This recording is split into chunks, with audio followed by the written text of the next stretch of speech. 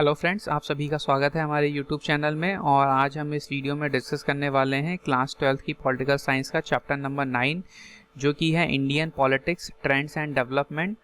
पहले इस चैप्टर का नाम हुआ करता था recent development in Indian politics, but अब सीबीएसई ने इस चैप्टर का नाम बदल दिया है और इसका नाम कर दिया है Indian politics trends and development. Chapter का नाम बदलने के साथ साथ ही सीबीएसई ने इसमें कुछ टॉपिक्स आपके ऐड कर दिए हैं जो कि अब आपके सिलेबस का पार्ट हैं। उन टॉपिक्स को मैं आपको एक बार दिखा देता हूं जिन टॉपिक्स को ऐड किया गया है। पहला टॉपिक जो ऐड किया है वो है एनडीए 3 एंड 4, इनके बारे में हम पढ़ेंगे। और issues of development and governance, तो ये दो टॉपिक हैं जिन्हें सीबीएसई ने आपके सिलेबस में ऐड कर दिया है, तो इन टॉपिक्स के बारे में भी हम पढ़ेंगे।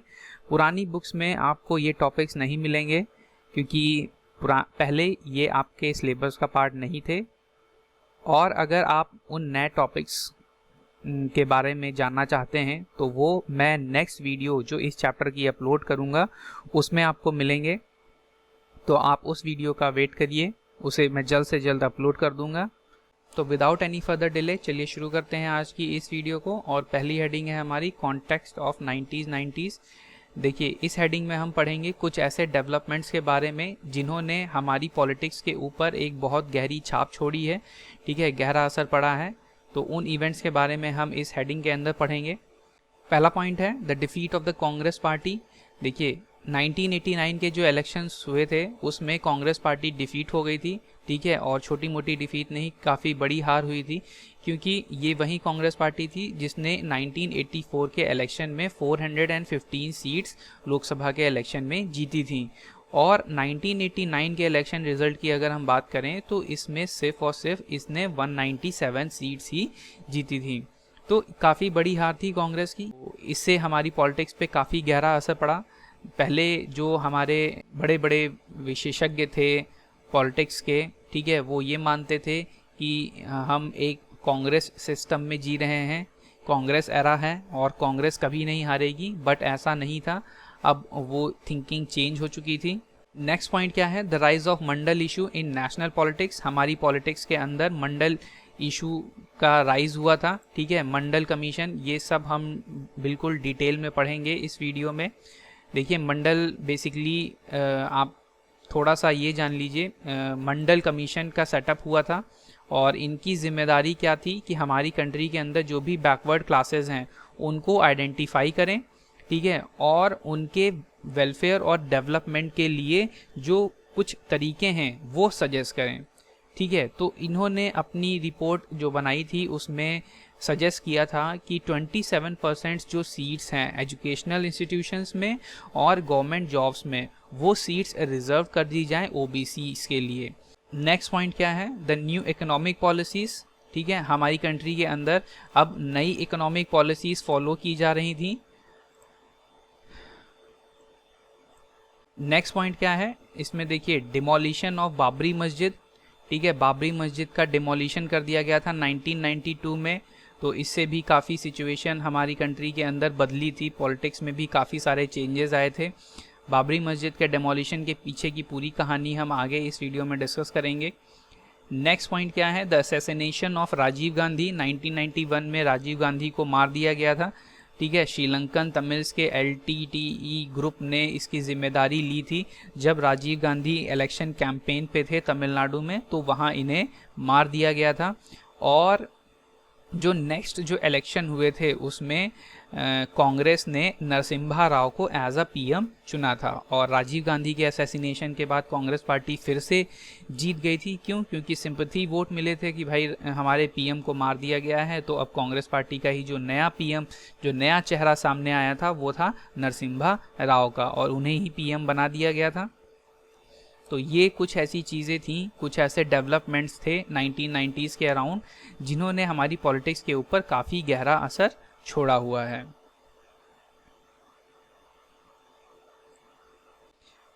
नेक्स्ट हेडिंग हमारी है एरा ऑफ कोलिजन्स, ठीक है। कोलिजन गवर्नमेंट्स के बारे में हम पढ़ेंगे, कैसे ये शुरू हुआ और कोलिजन गवर्नमेंट होती क्या है। देखिए, कोलिजन गवर्नमेंट का मतलब होता है क्या, मिली जुली सरकार, ठीक है, मिलकर बनाते हैं सरकार। जैसे फॉर एग्जांपल आप मान लीजिए हमारे वहाँ टोटल 100 सीट्स हैं, तो 100 में अगर कोई पार्टी 51 सीट्स सिक्योर कर लेती है तो वो पार्टी अपनी गवर्नमेंट बना सकती है। बट अगर मान लीजिए ऐसी सिचुएशन हो जाती है कि 51 सीट्स किसी को नहीं मिलती हैं 100 में से, तो कोई पार्टी मेजॉरिटी में तो है नहीं, तो ऐसे केस में क्या करेंगी, जो दो पार्टीज़ होंगी, मान लीजिए एक के पास 20 हैं और एक 25 हैं और दूसरे के पास 26 हैं, तो ये दोनों सरकारें मिलकर क्या करेंगी, अपनी गवर्नमेंट बना लेंगी। टोटल दोनों की टैली 51 हो गई और 51 सीट्स ही चाहिए थी पार्टी बनाने के लिए, गवर्नमेंट बनाने के लिए। तो ऐसे बनती है आपकी कोलिजन गवर्नमेंट। देखिए हमारे वहाँ 100 सीट्स ही नहीं है, ये मैंने एग्जाम्पल लिया है, हमारे वहाँ जो टोटल सीट्स हैं वो 543 सीट्स हैं टोटल लोकसभा के अंदर। तो जस्ट फॉर एन एग्जाम्पल लेकर मैंने आपको समझाया है, एग्जाम में आए तो 100 सीट्स मत लिख देना कि 100 सीट्स हैं। चलिए नेक्स्ट हेडिंग है हमारी era of collision. Collision governments का एरा कैसे शुरू हुआ। देखिए 1989 का जो इलेक्शन हुआ था उसमें कांग्रेस पार्टी की हार हुई थी, ठीक है, जो अभी हमने ऊपर डिस्कस किया। बट देखिए कांग्रेस पार्टी हार तो गई थी, बट कोई ऐसी और कोई पार्टी नहीं थी जिसके पास पूरी मेजॉरिटी हो, ठीक है, मेजॉरिटी हो और वो सरकार बना सके, तो ऐसी कोई और दूसरी पार्टी नहीं थी। चलिए नेक्स्ट पॉइंट देखिए, कांग्रेस पार्टी को क्लियर मेजॉरिटी तो मिली नहीं थी, बट लोकसभा के अंदर अगर हम बात करें तो जो लार्जेस्ट पार्टी थी वो कौन सी थी, कांग्रेस पार्टी। तो कांग्रेस पार्टी को मेजॉरिटी मिली नहीं, अब वो गवर्नमेंट बना नहीं सकती, तो उसने क्या डिसाइड किया कि वो अब बैठेगी अपोजिशन में, सरकार तो बनाएगी नहीं और वो अपोजिशन में बैठेगी। चलिए नेक्स्ट पॉइंट देखिए, 1989 के जो इलेक्शंस हुए थे उसमें नेशनल फ्रंट ने गवर्नमेंट बनाई थी, और नेशनल फ्रंट क्या थी, एक कोलिजन गवर्नमेंट थी, किस किस की, जनता दल और दूसरी जो रीजनल पार्टीज थी कुछ, उनका कोलिजन्स था, ठीक है। और इसको जो सपोर्ट मिला था, सपोर्ट किसने किसने किया था, बीजेपी ने और लेफ्ट फ्रंट ने। बीजेपी के सपोर्ट करने का रीजन क्या था कि वो कांग्रेस को पावर से बाहर रखना चाहते थे। चलिए नेक्स्ट पॉइंट देखिए, बीजेपी और जो लेफ्ट फ्रंट थी ये दोनों ही नेशनल फ्रंट को क्या सपोर्ट तो कर रहे थे, बट इन्होंने नेशनल फ्रंट को कभी भी ज्वाइन नहीं किया। इन्होंने बोला कि हम बाहर से ही आपको सपोर्ट करेंगे, ठीक है।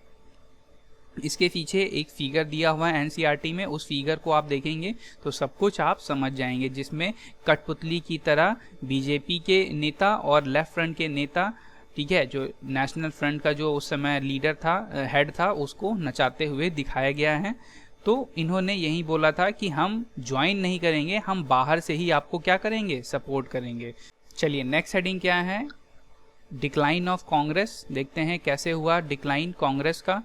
अगर लेट 60s की अगर हम बात करें तो ये पहली दफ़ा था जब कांग्रेस को चैलेंज फेस करना पड़ा था अपने डोमिनेशन को लेकर, क्योंकि इंडिया के अंदर सिंस इंडिपेंडेंस कांग्रेस पार्टी ही जीतती चली आ रही थी। तो ये जो चैलेंजिंग टाइम पीरियड था, इस चैलेंजिंग टाइम पीरियड में इंदिरा गांधी के लीडरशिप में कांग्रेस ने इस चैलेंज को अच्छी तरह से फेस किया था, ठीक है, और अपनी जो पोजीशन थी उसे दोबारा से इस्टेब्लिश किया था, और वो पोजीशन स्ट्रॉन्ग पोजीशन थी। इंडियन पॉलिटिक्स में अगर कांग्रेस की हम बात करें तो वो इम्पोर्टेंस जो खो रही थी कांग्रेस, वो under the leadership of Indira Gandhi उस इम्पोर्टेंस को दोबारा हासिल कर लिया था। अब नेक्स्ट पॉइंट देखिए, 1989 के इलेक्शन में कांग्रेस पार्टी की बुरी तरह से हार हुई थी, और इस हार के बाद इंडियन पॉलिटिक्स में जो कुछ ऐसे डेवलपमेंट हुए जिन्होंने शुरू कर दिया इंडिया में एक कोलिजन गवर्नमेंट का एरा। और तब से लेकर आज तक अगर हम बात करें तो इंडियन पॉलिटिक्स के अंदर 9 कोलिजन गवर्नमेंट्स आई हैं एट द सेंटर, और उनके पीछे अगर आपको जानना है, ठीक है, क्रोनोलॉजिकल ऑर्डर में, तो आप एनसीईआरटी की बुक खोलकर उसमें आप देख सकते हैं सभी पीएम्स के नाम दिए हुए हैं। चलिए नेक्स्ट हेडिंग क्या है, अलायंस पॉलिटिक्स, ठीक है, देखते हैं इसे। पहला पॉइंट क्या है, 1989 के इलेक्शन के रिजल्ट के अगर हम बात करें तो 1989 के इलेक्शंस होने के बाद इंडियन पॉलिटिक्स में एक एरा शुरू हो गया था और उस एरा को हम बोलते हैं क्या, कोलिजन गवर्नमेंट एरा। ठीक है, क्योंकि उसके बाद से लेकर इंडिया के अंदर हमेशा कोलिजन गवर्नमेंट ही बनती चली आ रही थी। ठीक है, अप टू जब तक ये मोदी की सरकार नहीं आई थी। ठीक है, नेक्स्ट पॉइंट क्या है, रीजनल पार्टीज का रोल। देखिए रीजनल पार्टीज का रोल, देखिए कोलिजन गवर्नमेंट जब बनती है तो उसमें रीजनल पार्टीज का रोल बहुत ही ज़्यादा इम्पॉर्टेंट हो जाता है और ये हमें देखने को मिला जब 1996 में जो हुए इलेक्शंस, उसमें यूनाइटेड फ्रंट ने जब अपनी गवर्नमेंट बनाई, जब ये पावर में आई तो इसे स्ट्रॉन्ग सपोर्ट था वहाँ अपनी रीजनल पार्टीज़ का। ठीक है, इनके सपोर्ट के बिना यूनाइटेड फ्रंट कभी भी गवर्नमेंट नहीं बना पाती। नेक्स्ट देख लेते हैं, नेशनल फ्रंट ने गवर्नमेंट बनाई थी, जैसा हमने पहले अभी डिस्कस किया। अब नेशनल फ्रंट देखिए ये कोलिजन किसका था, जनता दल और दूसरी रीजनल पार्टीज का, और इसे सपोर्ट किसने किया था, बीजेपी ने और लेफ्ट फ्रंट ने। फिर जब यूनाइटेड फ्रंट 1996 में पावर में आई तो ये क्या था, कोलिजन ऑफ 13 पॉलिटिकल पार्टीज। ठीक है, इसमें क्या थी, 13 पॉलिटिकल पार्टीज क्या थी, यूनाइटेड थी। ठीक है, और इसे सपोर्ट किसने किया था, कांग्रेस ने और लेफ्ट फ्रंट ने। अब देखिए यूनाइटेड फ्रंट को कांग्रेस ने सपोर्ट किया था, लेफ्ट फ्रंट ने भी सपोर्ट किया था। क्यों, क्योंकि ये दोनों ही पावर से बाहर रखना चाहते थे किसे, बीजेपी को। और यहाँ नेशनल फ्रंट को सपोर्ट करने के पीछे रीज़न क्या था, यहाँ बीजेपी सपोर्ट कर रही थी, लेफ्ट फ्रंट सपोर्ट कर रही थी। ये दोनों क्यों सपोर्ट कर रहे थे, क्योंकि ये कांग्रेस को रखना चाहते थे पावर से बाहर। तो ये दोनों देखिए यहाँ पे लड़ते ही आ रहे हैं और आज भी लड़ ही रहे हैं और फ्यूचर में लड़ते ही रहेंगे। ठीक है, नेक्स्ट पॉइंट क्या है, BJP continue to consolidate its position. ठीक है, अपनी पोजीशन को बरकरार रखा इन्होंने 1991 और 1996 में। और अगर हम बात करें 1996 के इलेक्शंस की तो उसमें ये लार्जेस्ट पार्टी उभर कर सामने आई थी और इसने अपनी सरकार बनाई थी। ठीक है, लास्ट पॉइंट क्या है, सिंस 1989 अगर हम बात करें तो सेंटर में 9 गवर्नमेंट आई हैं। ठीक है, और 9 की 9 गवर्नमेंट क्या रही हैं, आइदर कोलिजन गवर्नमेंट रही हैं या minority government which are supported by other parties. ठीक है, माइनॉरिटी गवर्नमेंट रही हैं बट उनको दूसरी पार्टीज का सपोर्ट रहा है। ठीक है, चलिए नेक्स्ट हेडिंग क्या है, political rise of other backward classes OBCs. ठीक है, इनके पॉलिटिकल राइज की हम बात कर लेते हैं। चलिए पहला पॉइंट क्या है, देखिए ओबीसीज का जो सपोर्ट था, ठीक है, कांग्रेस पार्टी को, वो धीरे धीरे क्या होना शुरू हो गया था, डिक्लाइन होना शुरू हो गया था, क्योंकि कांग्रेस पार्टी ओबीसीज को ज़्यादा इंपॉर्टेंस दे नहीं रहे थे। तो जो ओबीसी लोगों का जो भरोसा था कांग्रेस के ऊपर से वो धीरे धीरे हटता चला जा रहा था, इसीलिए ओबीसीज ने कांग्रेस को सपोर्ट करना बंद कर दिया था। अब ये जो अपॉर्चुनिटी है इसे जो नॉन कांग्रेस पार्टीज थी उन्होंने इस अपॉर्चुनिटी को दोनों हाथों से ग्रैब किया कि भाई ओबीसी सेक्शन पे क्या कांग्रेस ज़्यादा ध्यान दे नहीं रही है, तो जो नॉन कांग्रेस पार्टीज थी, दूसरी पार्टीज थी, उन्होंने इस मौके का फ़ायदा उठाया और ओबीसीज को सपोर्ट करना शुरू कर दिया। ठीक है, और बदले में ओबीसीज भी इन पार्टीज को सपोर्ट करने लगे। चलिए नेक्स्ट पॉइंट क्या है, many of the constituents of Janata party, भारतीय क्रांति दल क्या थी, ये भी एक क्या थी, जनता पार्टी का हिस्सा थी। और अगर हम इसकी बात करें तो भारतीय क्रांति दल का बहुत ही एक पावरफुल रूलर बेस था, किसका, ओबीसीज का, यानी कि ओबीसीज का बहुत ही ज़्यादा स्ट्रॉन्ग सपोर्ट था किसको, भारतीय क्रांति दल को। और भारतीय क्रांति दल किसका हिस्सा थी, जनता पार्टी का। तो दैट मीन्स कि आप कह सकते हो कि ओबीसी का स्ट्रॉन्ग सपोर्ट था किसको, जनता पार्टी को। चलिए नेक्स्ट हेडिंग है मंडल इम्प्लीमेंटेड, देखते हैं इसे। पहला पॉइंट क्या है, द पीरियड ऑफ 80 to 90, ठीक है, 1980 से लेकर 90 का जो टाइम पीरियड था, इसमें बहुत सारी पॉलिटिकल पार्टीज ऐसी उभर कर आई जिन्होंने ओबीसीज का मुद्दा उठाया। ठीक है, ओबीसी की एजुकेशन को लेकर, उनके एम्प्लॉयमेंट को लेकर इन्होंने मुद्दा उठाया और किस चीज़ का मुद्दा उठाया, share of power enjoyed bye OBC. देखिए ओबीसीज को कोई पावर ज़्यादा मिलती नहीं थी, ठीक है, पॉलिटिकल पावर नहीं थी, तो इस मुद्दे को भी इन्होंने उठाया। नेक्स्ट पॉइंट, जनता पार्टी के टाइम पीरियड की अगर हम बात करें, जब जनता पार्टी 1977 से लेके 79 तक पावर में रही थी, तो इन्होंने क्या किया था, जो रिजर्वेशन की जो डिमांड थी ओबीसीज की, ठीक है, इसको नेशनल लेवल तक उठाया था, ठीक है, एक इसको क्या अब इन्होंने एक नेशनल मुद्दा बना दिया था कि भाई ओबीसीज के लिए भी हमें क्या रिजर्वेशन देना होगा ताकि ये लोग भी ग्रो कर सकें। चलिए नेक्स्ट हेडिंग क्या है, मंडल कमीशन का सेटअप क्यों हुआ था, देख लेते हैं कि आखिर काम क्या था मंडल कमीशन का। तो पहला पॉइंट क्या है, बीपी मंडल। देखिए बीपी मंडल क्या थे, मंडल कमीशन के चेयरपर्सन थे, इसीलिए इस कमीशन का नाम रखा गया था मंडल कमीशन। नेक्स्ट, इस कमीशन का सेटअप क्यों किया गया था, क्यों गठन किया गया था, इंडियन सोसाइटी के अंदर देखिए अलग अलग सेक्शंस के लोग थे, ठीक है, तो उनकी एजुकेशनल और सोशल बैकवर्डनेस के बारे में कि वो कितने एजुकेटेड हैं, कितने बैकवर्ड हैं, ठीक है, तो इस चीज़ के बारे में इन्वेस्टिगेट करने का काम सौंपा गया था मंडल कमीशन को। नेक्स्ट, और क्या काम दिया गया था कि आइडेंटिफाई किया जाए ऐसी क्लासेस के बारे में जो कि एजुकेशनली और सोशली बैकवर्ड हैं, उनको आइडेंटिफाई किया जाए। और क्या काम दिया था कि इस बैकवर्डनेस को दूर कैसे किया जाए, ठीक है, आइडेंटिफाई तो कर लेंगे और आइडेंटिफाई करने के बाद इस बैकवर्डनेस को पूरी तरह से ख़त्म कैसे किया जाए, तो उसके लिए भी वो चीज़ें रिकमेंड करें।